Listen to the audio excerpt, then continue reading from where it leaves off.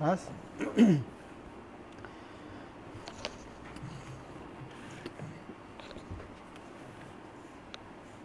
السلام علیکم ورحمۃ اللہ وبرکاتہ۔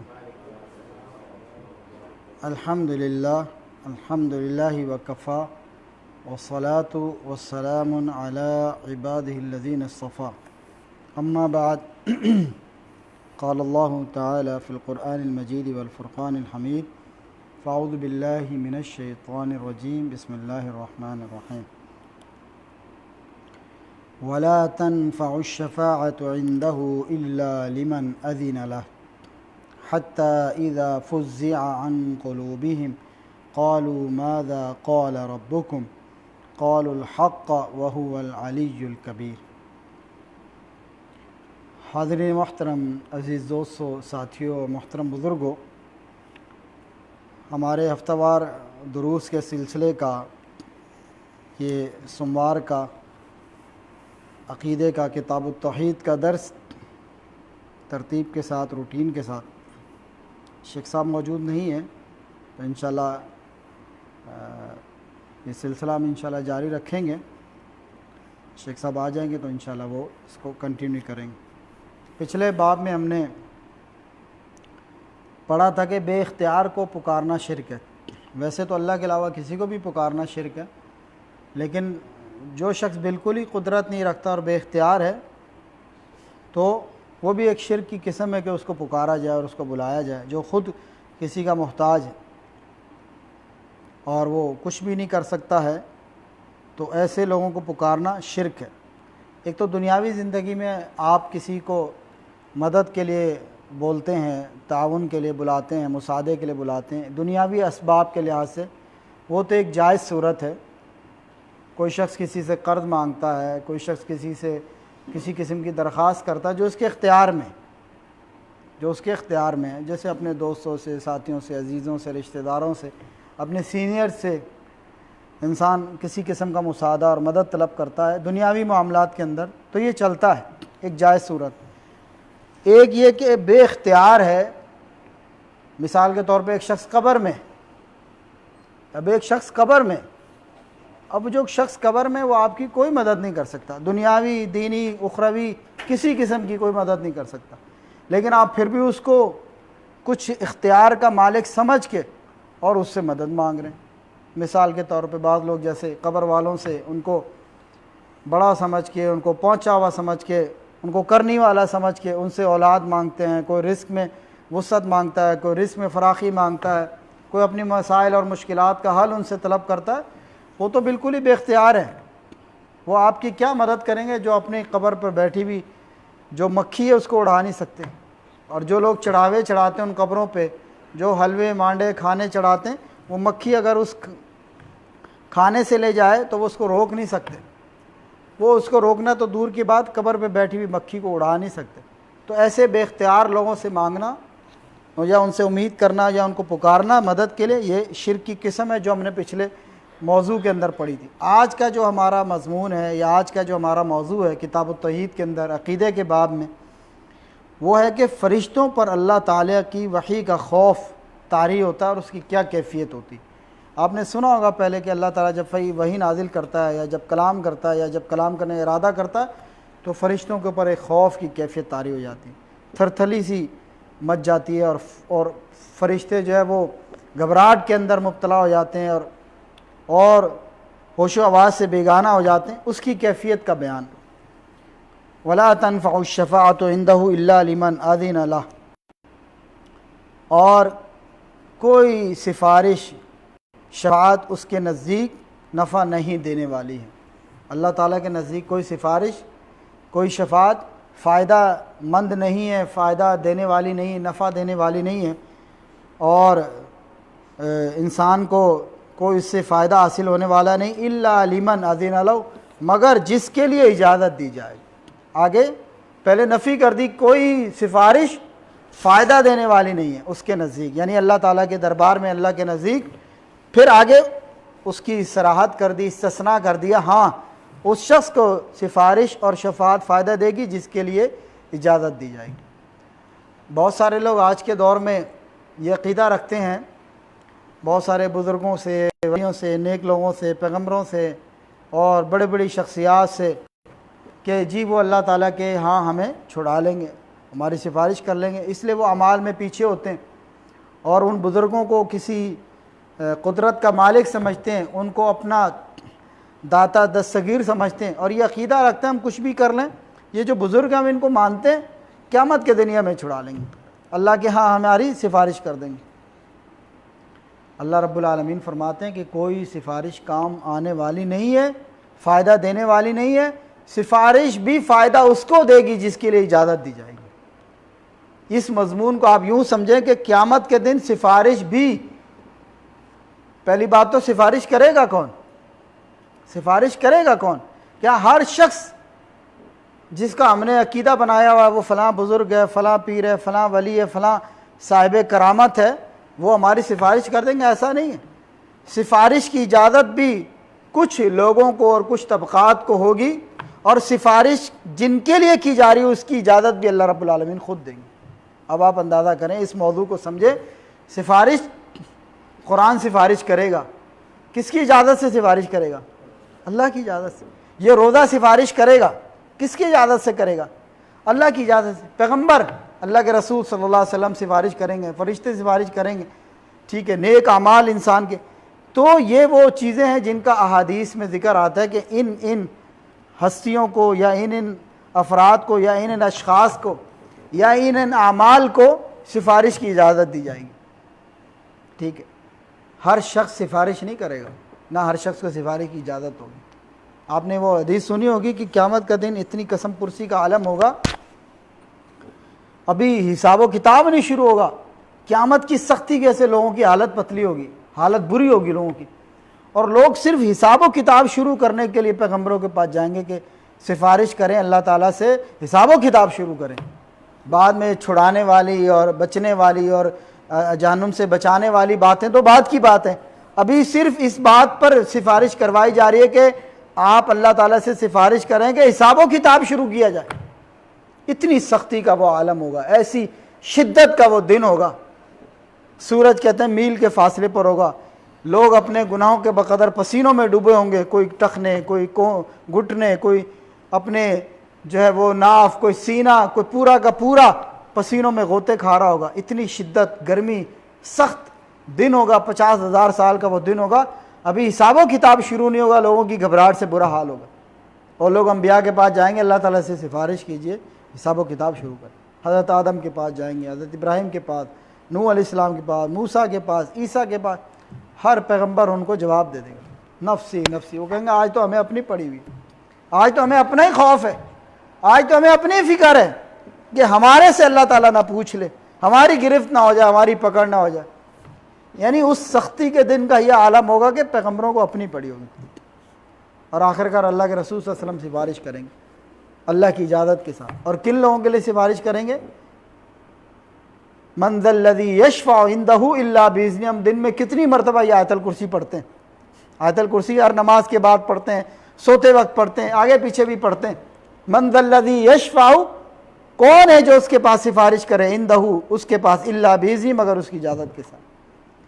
سفارش کرنے کی جسارت بھی ہر ایک کی نہیں ہوگی، وہ شخص سفارش کرے گا، وہ فرد سفارش کرے گا، وہ عمل سفارش کرے گا جس کو اللہ کی طرف سے اجازت ہوگی، اور اس شخص کے لیے سفارش کی جائے گی جس کے لیے اجازت دی جائے گی۔ یہ جو قرآن کی آیت ہے کہ وَلَا تَنْفَعُ الشَّفَاعَةُ، اور نہیں فائدہ دینے والی سفارش اس کے پاس، نہیں نفع دینے والی شفاعت اس کے پاس، إِلَّا لِمَنْ أَذِنَ لَهُ، مگر اس شخص کے لیے جس کے لیے اجازت دی جائے گی، جس کے لیے اذن دیا جائے گا، ہاں پیغمبر فلاں شخص کے لیے سفارش کرو۔ اور آج ہمارا کیا عقیدہ ہے لوگوں کا؟ وہ جی فلاں ہمیں چھڑا لے گا، فلاں سفارش کر لے گا، فلاں اللہ تعالیٰ کے آگے ہمارا یہ مقدمہ پیش کر دے گا۔ وہ فلاں فلاں کو تو قیامت کے دن اپنی پڑی ہوگی۔ جو عام لوگ ہیں، نیک ہیں، بزرگ ہیں، اولیاء، وہاں جہاں پیغمبروں کو اپنی پڑی ہوگی تو یہ لوگ کس گنتی میں؟ بھئی پیغمبر سے بڑھ کر کوئی افضل مخلوق ہے اس دنیا میں؟ پیغمبر کون لوگ ہیں؟ چنیدہ لوگ ہیں، منتخب لوگ ہیں، سلیکٹڈ لوگ ہیں۔ اللہ تعالیٰ نے پیغمبر کن کو بنایا؟ یہ رتبہ بلند ملا جس کو مل گیا، ہر مدعی کے واسطے دار و رسن کہاں؟ یہ جو پیغمبری کا جو منصب ہے، نبوت کا جو منصب ہے، یہ کسی عام آدمی جس کو اللہ نے منتخب کیا، جس کو سلیکٹ کیا، کتنے انسانوں میں سے، اربوں کروڑوں لاکھوں انسانوں میں سے اللہ تعالیٰ نے منتخب لوگوں کو سلیکٹ کیا، تو وہ اللہ کے چنیدہ، منتخب، پسندیدہ، جن سے اللہ راضی ہو گیا، یہ وہ لوگ تھے۔ اور ان پھر پیغمبروں میں سب سے افضل پیغمبر آپ کے اور میرے پیارے حبیب محمد الرسول اللہ صلی اللہ علیہ وسلم ہیں۔ تو پیغمبروں کو اس دن اپنی پڑی ہوگی تو یہ باقی لوگ کس گنتی کے اندر؟ واللہ عقیدے کی اتنی خرابیاں ہمارے معاشرے کے اندر، لوگوں کو پتہ ہی نہیں ہے کہ عقیدہ چیز کیا۔ اللہ کی ذات، اللہ کی ہستی کا تعارف، اس کی قدرت، اس کی طاقت، اس کا اختیار، اس کا اقتدار لوگوں کو پتہ ہی نہیں ہے۔ عام لوگوں کو عام کیا خاص بھی اللہ کی اس قدرت میں کون شامل ہو سکتا؟ پیغمبر بھی اس کی اجازت کے بغیر، جہاں پتہ اس کی مرضی سے نہیں ہلتا، پیغمبر بھی اس کی اجازت کے بغیر کچھ نہیں کر سکتا۔ قیامت کے دن پیغمبروں کو اپنی پڑی ہوگی۔ حتی اذا فزع عن قلوبہم قالوا ماذا قال ربکم، یہ موضوع ایک الگ موضوع تھا، اس کے بعد دوسرا موضوع شروع ہو رہا ہے، حتیٰ جو ہمارے آج کے موضوع سے متعلق ہے کہ فرشتوں پر اللہ تعالیٰ کی وحی کا خوف۔ یہ ہمارا موضوع تھا، باب نمبر 15 کتاب التوحید، فرشتوں پر اللہ تعالیٰ کی وحی کا خوف۔ حتیٰ اذا فزع عن قلوبہم قالوا ماذا قال ربکم، یعنی جب اللہ تعالیٰ، اس کا ہم آگے حدیث پڑھیں گے، اس حدیث کے اندر پورا اس کا بیک گراؤنڈ لکھا ہوا ہے کہ جب اللہ تعالیٰ گفتگو کرنے کا، کلام کرنے کا ارادہ کرتا ہے، یا کوئی وحی کرنے کا ارادہ کرتا ہے یا کلام فرماتا ہے، تو فرشتوں کے اوپر ایک گھبراہٹ سی طاری ہو جاتی ہے، ایک عجیب سی ان کی کیفیت ہو جاتی ہے۔ اور جب گھبراہٹ دور ہوتی ہے، حتی اذا فزع عن قلوبہم، جب ان کے دلوں سے گھبراہٹ دور ہوتی فرشتوں سے، تو قالوا ماذا قال ربکم، ایک دوسرے سے پوچھتے ہیں کہ ہمارے رب نے کیا فرمایا۔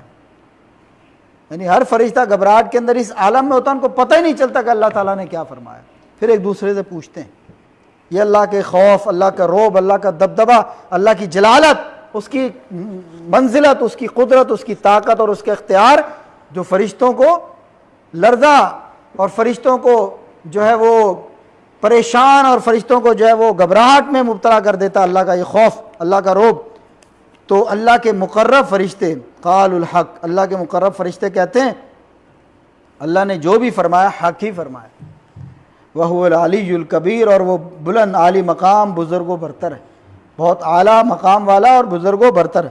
آگے اس آیت کی وضاحت کی ہے، تفسیر کی ہے، اور امام بخاری صحیح بخاری کے اندر اس آیت کی تفسیر کرتے ہیں، تفسیر باب قولی تعالی حتی اذا فزع عن قلوبہم، کتاب تفسیر کے اندر امام بخاری اس آیت کی تفسیر کرتے ہیں، اور تفسیر کے اندر یہ حدیث لے کر حضرت ابو ہریرہ رضی اللہ تعالیٰ عنہ سے روایت کرتے ہیں کہ اللہ کے نبی رسول صلی اللہ علیہ وسلم نے فرمایا اذا قضى الله الامر في السماء ضربت الملائکۃ باجنحتها خضعانا لقوله كأنه سلسلة على صفوان ينفذهم ذلك حتى اذا فزع عن قلوبهم قالوا ماذا قال ربكم قالوا الحق وهو العلي الكبير فيسمعها مسترق السمع ومسترق السمع هكذا بعضه فوق بعض وصفه سفيان بكفه فحرف وبدد بين أصابعه فيسمع الكلمة فيلقيها إلى من تحته ثم يلقيها الآخر إلى من تحته۔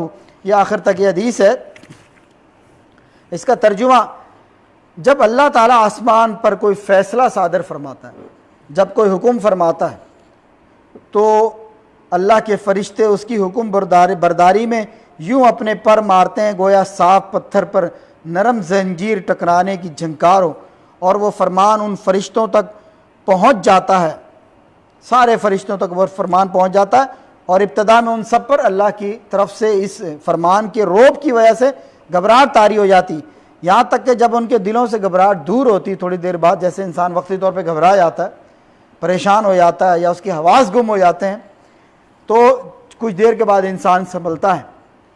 کل میں بھی ایک بڑے برے حادثے سے بچا، تو فوری طور پہ ایک عجیب سی گھبراہٹ طاری ہو گئی، اللہ تعالیٰ نے حفاظت فرمائی، اللہم لک الحمد و لک الشکر، اللہ تعالیٰ نے حفاظت فرمائی، اور وہی حفاظت کرنے والا ہے۔ تو میں نے یاد کیا کہ شاید میں نے مغرب میں یہ دعا یاد سے پڑھ لی تھی، بسم اللہ الذی لا یضر مع اسمہ شیء فی الارض، اور یہ عشاء کے بعد کا واقعہ تھا، ایک بہت برے حادثے سے اللہ تعالیٰ نے حفاظت فرمائی، یقینی حادثے سے اللہ تعالیٰ نے حفاظت فرمائی، اللہم لک الحمد و لک الشکر، اور بچے بھی ساتھ تھے، فیملی بھی۔ بہرحال جو بھی بھائی گاڑی چلاتے ہیں بہت احتیاط کیا کریں، اور بہت ہی یعنی اس معاملے میں محتاط ہونے کی ضرورت ہے. انسان ہوش و حواس اپنا قائم رکھے، ڈرائیونگ کرے، اور اللہ تعالیٰ ہم سب بھائیوں کو اپنی حفاظت میں رکھے اور محفوظ فرمائے کسی بھی حادثے سے اور کسی بھی پریشانی سے. تو کچھ دیر تک کے لیے حواس گم ہو گئے میرے، خود عجیب سی کیفیت ہو گئی گھبراہٹ کی، اور دل تیزی سے دھڑکنے لگا، اور کچھ دیر کے بعد حواس بحال ہوئے. تو اسی طرح فرشتوں کی کیفیت ہوتی ہے کہ جب اللہ کا فرمان ان تک پہنچتا ہے تو ان کے اوپر اللہ کے رعب کی وجہ سے، دبدبے کی وجہ سے، اللہ کے خوف کی وجہ سے ان پر عجیب گھبراہٹ سی کیفیت طاری ہو جاتی ہے. اور جب وہ کیفیت دور ہوتی ہے تو وہ ایک دوسرے سے پوچھتے ہیں تمہارے رب نے کیا فرمایا؟ تو اللہ کے مقرب فرشتے فرماتے ہیں کہ اس نے جو کہا وہ برحق ہے اور وہ عالی مقام اور بزرگ و برتر ہے. اللہ کی اس بات کو شیاطین، جنات چوری چھپے سننے کی کوشش کرتے ہیں. جو اللہ نے فرمایا ہوتا ہے یہ جنات آسمانوں تک جاتے ہیں اور وہ اس تاڑ میں رہتے ہیں کہ اللہ تعالیٰ کوئی بات فرمائے اور ہم اس کو سن لیں. اور اللہ کے رسول صلی اللہ علیہ وسلم کے آنے سے پہلے ان کو آزادی تھی آسمانوں پہ آنے جانے کی. اللہ کے رسول صلی اللہ علیہ وسلم کی بعثت کے بعد ان پہ آسمانوں پہ آنا جانا بند کر دیا گیا، پابند کر دیا گیا، لیکن وہ کوشش کرتے ہیں آسمان تک جانے کی اور باتیں سننے کی.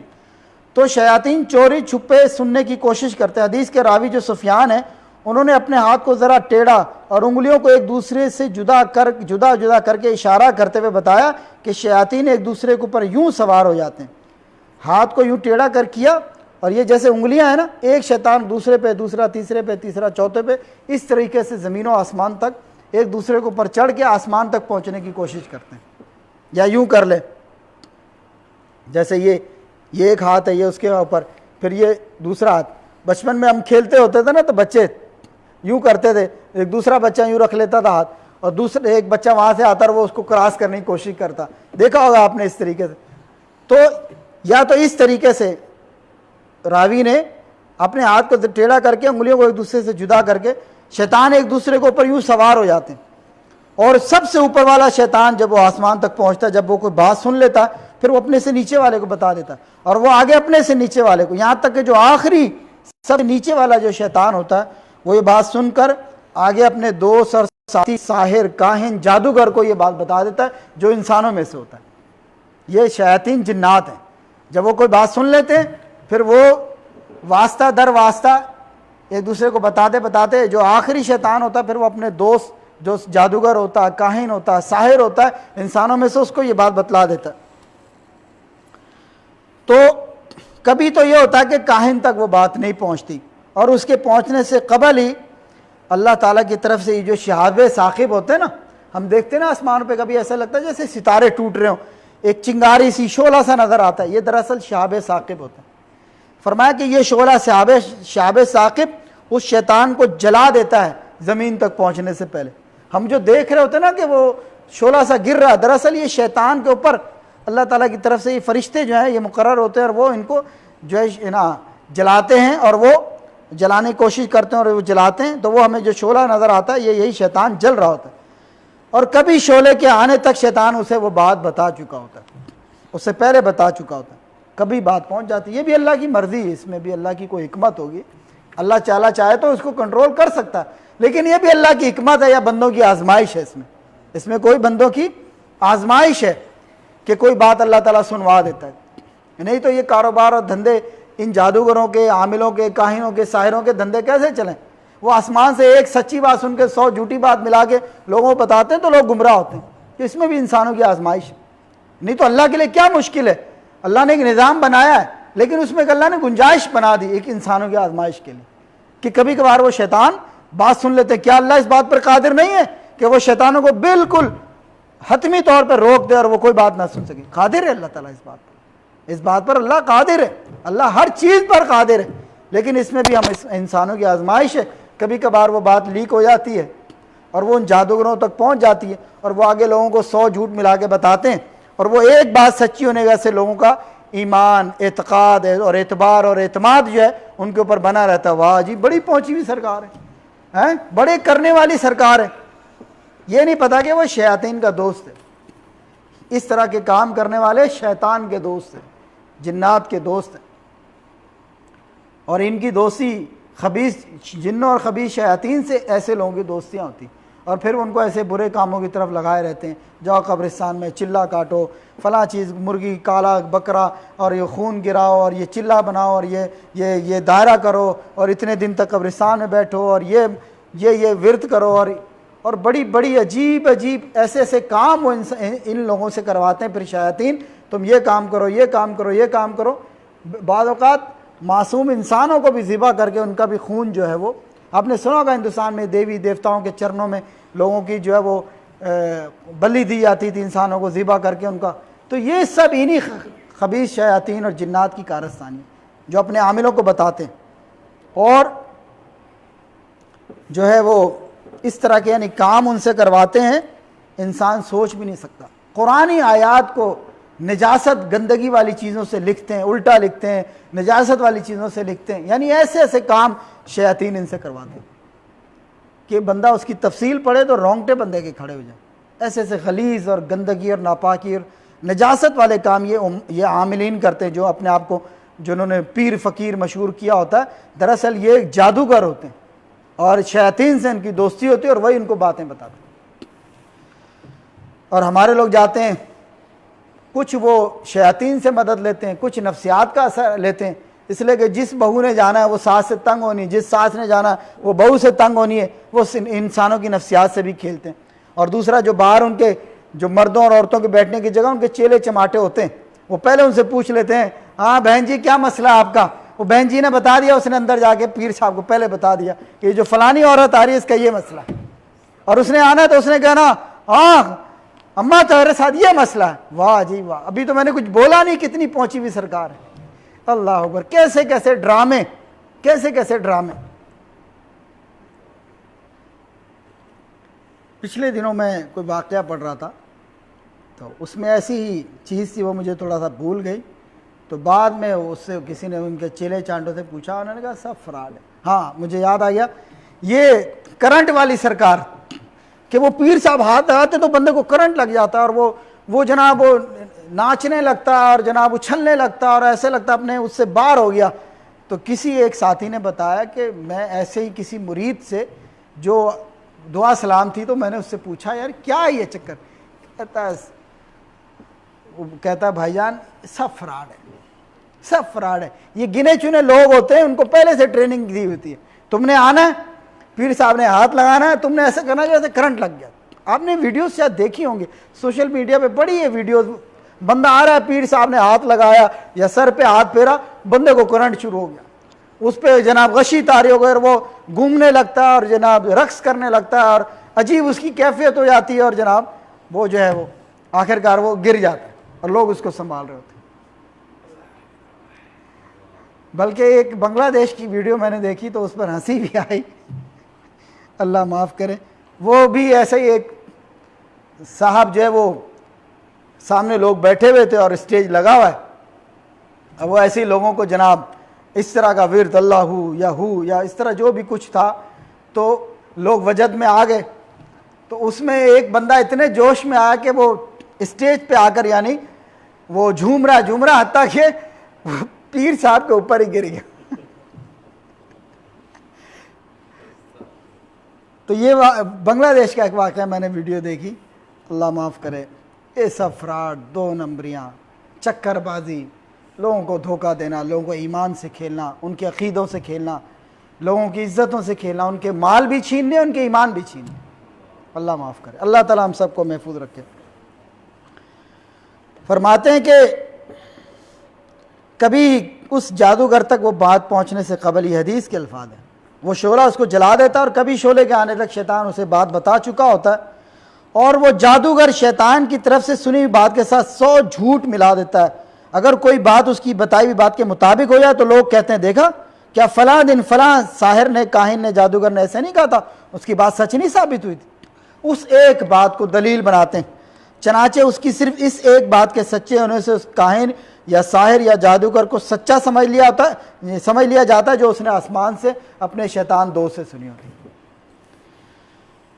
تو اس حدیث اور اس آیت کی جو آگے مزید وضاحت کی ہے صاحب کتاب نے، کہتے ہیں کہ فرشتوں کو اللہ تعالیٰ کی خوب معرفت ہے، ہم تو اللہ کو جانتے ہی نہیں، ہم تو اللہ کو پہچانتے نہیں، ہمیں تو اللہ کی معرفت نہیں، لیکن فرشتوں کو اللہ کی خوب معرفت ہے، اور وہ جانتے ہیں کہ اللہ تعالیٰ جبار ہے، جلیل ہے، کائنات کا مالک ہے، اسی لیے وہ اللہ سے بہت زیادہ ڈرتے ہیں۔ یعنی جتنا زیادہ کوئی اللہ کو جانتا ہے اتنا زیادہ وہ اللہ سے ڈرتا ہے، اور ہم اللہ سے بے خوف رہتے ہیں اس لیے کہ ہمیں اللہ کی معرفت ہی نہیں ہے صحیح معنوں میں، اس کی قدرت کی، اس کی طاقت کی، اس کی اقتدار کی، اس کی اختیار کی، ہمیں اللہ تعالیٰ کی، اس کے جبار ہونے کی، جلیل ہونے کی، کائنات کے مالک ہونے کی ہمیں معرفت ہی نہیں۔ لیکن فرشتوں کو اللہ تعالیٰ کی صحیح معرفت ہے، اس لیے وہ اللہ سے ڈرتے ہیں اور اللہ تعالیٰ سے ایک لمحے کے لیے بھی مستغنی نہیں ہو سکتے۔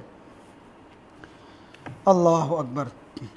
اسی طریقے سے نواس بن سمان رضی اللہ تعالیٰ سے روایت ہے، بیان کرتے ہیں کہ اللہ کے رسول صلی اللہ علیہ وسلم نے ارشاد فرمایا، یہ اسی آیت اور حدیث کی مزید آگے توضیح اس حدیث کے اندر ہو رہی ہے، اذا اراد اللہ تعالی ان یوحی بالامر تکلم بالوحی اخذت السماوات منه رجفة او قال رعدة شديدة خوفا من الله عز وجل فاذا سمع ذلك اهل السماوات صعقوا وخروا لله سجدا فيكون اول من يرفع رأسه جبريل فيكلمه الله من وحيه بما اراد ثم يمر جبريل على الملائكة كلما مر بالسماء سأله ملائكتها ماذا قال ربنا يا جبريل فيقول جبريل قال الحق وهو العلي الكبير فيقولون كلهم مثل ما قال جبريل فينتهي جبريل بالوحي إلى حيث أمره الله عز وجل أخرجه ابن كثير في التفسير وابن خزیمہ فی کتاب التوحید۔ امام ابن کثیر نے اپنی تفسیر میں بھی اس کو ذکر کیا اس حدیث کو، اور امام ابن خزیمہ نے بھی اپنی کتاب صحیح ابن خزیمہ میں کتاب التوحید میں اس حدیث کو روایت کیا۔ بیان کرتے ہیں کہ اللہ تعالیٰ جب کسی بات کی وحی کا ارادہ کرتا ہے اور اس وحی کا کلام فرماتا ہے، یہ جو قرآن ہے یہ اللہ کی وحی ہے اور یہ اللہ کا کلام ہے۔ اللہ تعالیٰ نے تکلم فرمایا جبریل سے، کلام فرمایا، یہ آیتیں پڑھ کے سنائی جبریل کو، اور جبریل لے کر اللہ کے رسول کے پاس ہیں۔ اسی لیے کہا جاتا ہے کہ قرآن مخلوق نہیں ہے، قرآن اللہ کا کلام، اللہ کی صفت ہے، یہ خالق کی صفت ہے۔ اور آپ جانتے ہیں کہ پرانے زمانے میں اسی بات پر خلق قرآن پر ایک بہت بڑا مسئلہ ہوا تھا، جس میں امام احمد بن حنبل کو بہت زیادہ شدت سے خلیفہ وقت اور حکمران کی طرف سے مصائب کا سامنا کرنا پڑا۔ وہ ایک تفصیلی واقعہ اور ایک بڑا زبردست واقعہ، عظیمت والا خلق قرآن کا جو مسئلہ۔ تو کہتے ہیں کہ اللہ تعالیٰ جب وحی کا تکلم فرماتا ہے، وہی گفتگو فرماتا ہے، وہی بیان کرتا ہے، اس وحی کے اور اس کلام کے، اللہ تعالیٰ کی بول سے، اللہ تعالیٰ کی بات سے، اللہ کے کلام سے، اس کے خوف سے تمام آسمانوں پر دہشت اور کپکپی طاری ہو جاتی ہے، تمام آسمانوں پر، ساتوں آسمانوں پر۔ اور جب آسمان والے اللہ کی آواز کو سنتے ہیں تو بے ہوش ہو کر سجدے میں گر پڑتے ہیں۔ پیچھے تو صرف گھبراہٹ کا ذکر ہے، اس حدیث میں آئے گا بے ہوش ہو کے سجدے میں گر پڑتے ہیں۔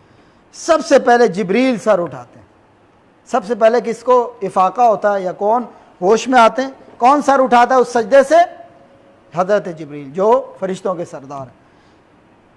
اور اللہ تعالیٰ اپنی وحی میں سے جو چاہتا ہے وہ جبریل سے کلام فرماتا ہے، اللہ تعالیٰ جبریل سے کلام فرماتا ہے۔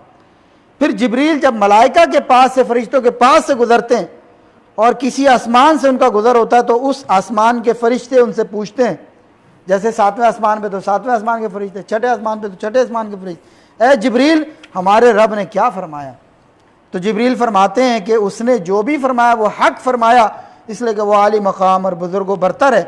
پھر تمام فرشتے بھی یہی بات کرتے ہیں کہ قال الحق وهو العلی الکبیر، فرشتے بھی یہی بات دہراتے ہیں۔ پھر جبریل اس وحی کی تفصیل کو یا اس وحی کے پیغام کو جہاں اللہ تعالیٰ کا حکم ہوتا ہے وہاں پہنچا دیتے ہیں۔ تو یہ آج کی جو آیت اور احادیث ہیں، ان سے جو مسائل استنباط ہوئے ان کا مختصر ذکر کر کے ہم اپنی بات کو سمیٹتے ہیں۔ اس تفصیل سے جو ہم نے پیچھے پڑھی، ایک تو سورہ سبا کی آیت نمبر 23، جو پہلی جو ہم نے وفزیا جو ہم نے آیت پڑھی تھی نا کہ حتی اذا فزیا عن قلوبہم قالوا، یہ سورہ سبا آیت نمبر 23 تھی۔ تو اس پوری تفصیل سے جو احادیث کی صورت میں بیان ہوئی ہے وہ سورہ سبا کی آیت نمبر 23 کی تفسیر ہو گئی، جس میں اللہ تعالیٰ کی وحی کے وقت فرشتوں کی کیفیت بیان ہوئی کہ جب اللہ وحی فرماتا اس وقت فرشتوں کی کیا کیفیت ہوتی۔ قرآن میں تو اجمالاً ذکر ہوا، حدیث سے اس کی تفصیل بیان ہوگی۔ اور اس آیت سے شرک کا بھی جو ہے وہ اس کا بھی یعنی باطل ہونا ثابت ہو رہا، اور یہ دلیل ہے بالخصوص ایسے شرک کی جس کا تعلق صالحین امت سے۔ لوگ تو امت کے نیک لوگوں کو اپنا کچھ کرنے والا سمجھ کے اور ان سے امیدیں لگاتے ہیں، یہاں تو حالت یہ ہے کہ فرشتے اللہ تعالیٰ وحی فرماتا ہے اور فرشتوں کی حالت غیر ہو جاتی ہے، اور فرشتے جب افاقہ ہوتا پوچھتے ہیں کہ بھئی اللہ نے کیا فرمایا، اللہ نے کیا فرمایا. اور جنات شیاطین وہ باتیں سننے کی کوشش کرتے ہیں جن میں سے کوئی ایک آدھ بات پتہ چلتی ہے. تو یہ جو لوگ امت کے نیک لوگوں کو کسی کرنے والا کسی قدرت والا سمجھتے ہیں، اس شرک کی بھی یہاں پہ نفی ہو جاتی ہے. اور اسی آیت کے متعلق کہا گیا کہ یہ آیت دلوں میں جو شرک کا جو درخت ہوتا ہے اس کی جڑوں کو کاٹ پھینکتی ہے. اور اسی طریقے سے مسئلہ نمبر 3 اس آیت اور حدیث سے پتہ چلا، اللہ تعالیٰ کا جو فرمان ہے قول الحق وهو العلی الکبیر، یہ بھی قرآن کی آیت ہے، اس کی بھی تفسیر اس حدیث اور ان آیات کے تحت میں ہوئی. فرشتوں کا سوال اور اس کا جواب بھی یہاں پر ذکر کیا گیا، فرشتے کیا پوچھتے ہیں اور جبریل علیہ الصلوۃ والسلام کیا جواب دیتے ہیں. اور جب سب فرشتے بے ہوش ہو جاتے ہیں تو یہ بات بھی پتہ چلی کہ سب سے پہلے کون سر اٹھا تھا؟ حضرت جبریل، جو سردار ہیں، سید الملائکہ ہے، فرشتوں کے سردار ہیں. اور آگے ایک اور مسئلہ، چونکہ ہر آسمان کے فرشتے جبریل سے سوال کرتے ہیں اس لیے وہ سب کو جواب دیتے ہیں. اور بے ہوشی اور غشی پورے تمام 7 آسمانوں کے فرشتوں پر طاری ہوتی ہے، حتیٰ کہ جبریل علیہ الصلوۃ والسلام پر بھی طاری ہوتی ہے. جبریل جو اتنے عظیمت والے فرشتے ہیں وہ بھی اس کیفیت سے گزرتے ہیں، اندازہ آپ کر لیں. اللہ تعالیٰ کے کلام سے آسمان لرز جاتے ہیں اور اللہ کے حکم سے جبریل ہی اللہ کی وحی کو منزل و مقصود پر پہنچاتے ہیں. یہاں پر ایک مسئلہ اور پتہ چلا کہ شیاطین چوری چھپے اللہ کی اس وحی کو اور کلام کو سننے کی کوشش کرتے ہیں، اس مقصد کے لیے ایک دوسرے پر سوار ہوتے ہیں، زمین سے آسمان تک پہنچتے ہیں. ان شیاطین پر ایک شہاب شعلہ چھوڑا جاتا ہے، بعض اوقات اس جادوگر تک وہ بات پہنچنے سے قبل ہی شہاب یا شعلہ شیطان کو جلا دیتا ہے، اور کبھی یہ ہوتا ہے کہ شہاب کے آنے سے پہلے یہ شیطان اپنے انسانی دوست کاہن نجومی جادوگر کو وہ بات بتا چکا ہوتا ہے. بعض اوقات اس جادوگر کی بتائی ہوئی ایک آدھ بات صحیح ثابت ہو جاتی ہے جو شیطان سے اس نے سنی ہوتی ہے، اور کاہن اور جادوگر اس ایک صحیح بات کے ساتھ 100 جھوٹ ملا دیتا ہے. لوگ کاہن کی جھوٹی باتوں کو صرف اس لیے درست مان لیتے ہیں کہ اس کی ایک بات تو صحیح تھی، حالانکہ وہ بات آسمان سے شیاطین کی مدد سے اس نے سنی ہوتی ہے. اس کو کوئی غیب کا علم نہیں ہوتا. جو لوگ سمجھتے ہیں نا کرنے کا مالک ہے، اس کو غیب کا علم ہے، وہ غیب کا عالم نہیں ہے. وہ چونکہ اس نے دوست شیاطین کو بنایا ہوا ہے اور شیاطین آسمان سے کوئی بات سن کر اس کو پہنچا دیتے ہیں. انسانوں کے جو نفس ہیں وہ باطل چیز کو بہت جلدی قبول کر لیتے ہیں. دیکھیں وہ کاہن اس کی ایک بات کو سچ میں مان لیتے ہیں، اور جو وہ 100 باتیں جو غلط کر رہا اس کو طرف نہیں دیکھتے کہ 100 باتیں اس کی غلط بھی تو ہیں. اور شیاطین اس ایک بات کو حاصل کر کے ایک دوسرے سے حاصل کر کے یاد کر لیتے ہیں اور اسی سے باقی جھوٹوں کے صحیح ہونے پر استدلال کرتے ہیں. یہاں پر اس موضوع میں اللہ تعالیٰ کی صفات کا بھی اثبات ہوتا ہے. اللہ کلام کرتا ہے اور اللہ تعالیٰ کی جو صفات علی ہے، کبیر ہے، ان صفات کا بھی اثبات ہوتا ہے. جبکہ جو فرقہ اشاعرہ ہے، معطلہ، ان صفات کے منکر ہیں. ایک مسلمانوں میں ایک فرقہ اب تو شاید اس کا وجود نہیں ہے یا بہت کم رہ گئے، یا بعض ابھی بھی جو فرقے موجود ہیں ان کے عقائد میں وہ چیز پائی جاتی ہے. اشاعرہ، بعض لوگ اپنے آپ کو اشعری کہتے ہیں. یہ جو اشاعرہ یا اشعری ہیں یہ صفات کے منکر ہیں، اللہ تعالیٰ کی صفات کے منکر. اور اس سے یہ بھی مسئلہ پتہ چلا کہ آسمانوں پر طاری ہونے والی دہشت اور کپکپی اللہ کے خوف سے طاری ہوتی ہے، اور فرشتے اللہ تعالیٰ کی عظمت کے تصور سے اس کے حضور سجدہ ریز ہو جاتے ہیں، اور جب ان کو افاقہ ہوتا ہے پھر وہ سجدے سے سر اٹھاتے ہیں. یہ تھا بیان آج کے موضوع کا، اللہ تعالیٰ کی وحی اور اس کا خوف فرشتوں کے اوپر، اس کی کیا کیفیت ہے اور اس کے کیا آگے مسائل اس سے ثابت ہوتے ہیں. اللہ تعالیٰ سے دعا کہ اللہ تعالیٰ میں صحیح معنوں میں صحیح منہج، صحیح عقیدہ، صاف خالص عقیدہ توحید اللہ تعالیٰ میں نصیب فرمائے، اسی پر ہماری زندگی اور اسی پر ہمارا خاتمہ ہو.